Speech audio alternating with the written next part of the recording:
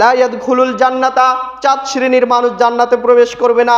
এক কোন, যে ব্যক্তি পিতামাতার অবাধ্য সে ব্যক্তি জান্নাতে যাবে না। এক কোন, পিতামাতার অবাধ্য ব্যক্তি জান্নাতে প্রবেশ করবে না। 2 ওয়ালা কামরুন, যে জুয়া লটারি খেলায় লিপ্ত ব্যক্তি জান্নাতে যাবে না। এই দেখেন, এর মধ্যেও আপনি আছেন।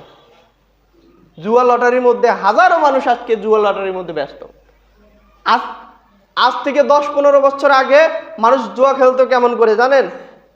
ওই আড়ালে যাইতো, টাস নিত, টাস নিয়ে সবাই গোল হয়ে খেলাইতো। এখন এরকম দেখা যাবে না। এখন হচ্ছে মোবাইলের ভেতরে জুয়া খেলে, এই মোবাইল দিয়ে খেলে।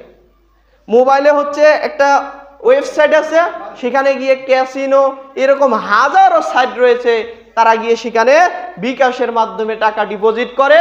এই টাকা আবার ওই যে যেমন জুয়ার মাধ্যমে মানুষের যে আগে টাস খেলতো আর টাকা ধরতো, এইরকম করে আজকে সমাজে এই মোবাইল দিয়ে অধিকাংশ যুবকেরা এই ক্যাসিনো খেলে, ফ্রি ফায়ার খেলে, পাবজি খেলে, টাকা দিয়ে।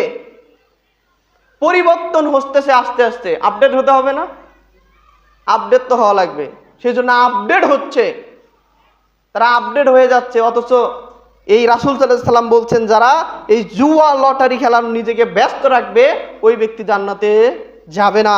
রাসূল সাল্লাল্লাহু আলাইহি সাল্লাম তিনি আরো বলছেন, ওয়ালা মান্নানু, ওই ব্যক্তি জান্নাতে যাবে না যে খোটা দেয়, যে ওই ব্যক্তি জান্নাতে যাবে না। খোটা দেয় যে ওই ব্যক্তি জান্নাতে যাবে না। যেমন খোটা দেওয়া ব্যক্তি, হয়তো আপনি বুঝতে পারবেন না, মনে করেন আমি আপনাকে 10 টাকা ধার দিয়েছি বা 10,000 টাকা ধার দিয়েছি, আপনি একটা গাড়ি কিনেছেন, ভ্যান গাড়ি কিনেছেন, অথচ আপনাকে আমি ডাকলাম যে অমুক তুমি এসে আমাকে নিয়ে কোমরগঞ্জ বাজারে নিয়ে যাও, ওই ব্যক্তি আসে নাই। পরে তার সাথে আমার দেখা, আমি বললাম আরে তোকে আমি 10,000 টাকা দিলাম, ভ্যান কিনতে দিলাম, আমার প্রয়োজনে তোকে ডাকলাম, তুই আসলি না, এই যে খোটাটা দিয়ে দিল, 10,000 টাকা দিছি কিন্তু আমার কথা শুনলা না।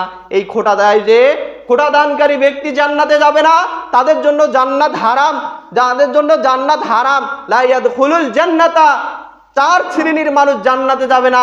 তার মধ্যে 1 আলা মান্নানু, যে ব্যক্তি দান করে অথবা উপকার করে মানুষকে খোটা দেয়, ওই ব্যক্তি জান্নাতে যাবে না। এই খোটা দানকারী ব্যক্তির মধ্যে আমরা আছি না? আছি।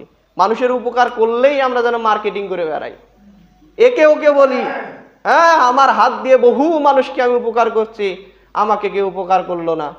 আরে প্রতিদান আপনি মানুষের কাছে চান কেন? প্রতিদান চাবেন আল্লাহর কাছে। আপনি মানুষকে সাহায্য সহযোগিতা করছেন, এর বিনিময়ে আপনি ওই ব্যক্তির কাছে কেন চাবেন?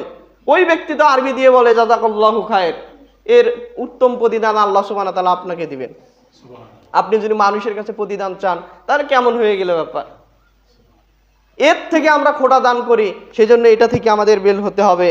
আর 4 নাম্বার, অল মুদমিনুল খাবর, যে নিষেধাজ্ঞ দ্রব্য পান করে, নিষেধাজ্ঞ দ্রব্য খায়, এই ব্যক্তি জান্নাতে যাবে না। তাহলে আপনাকে আমি কি দিয়ে বুঝাই এই নিষেধাজ্ঞ দ্রব্যের ভয়াবহ পরিণাম কত বিশাল।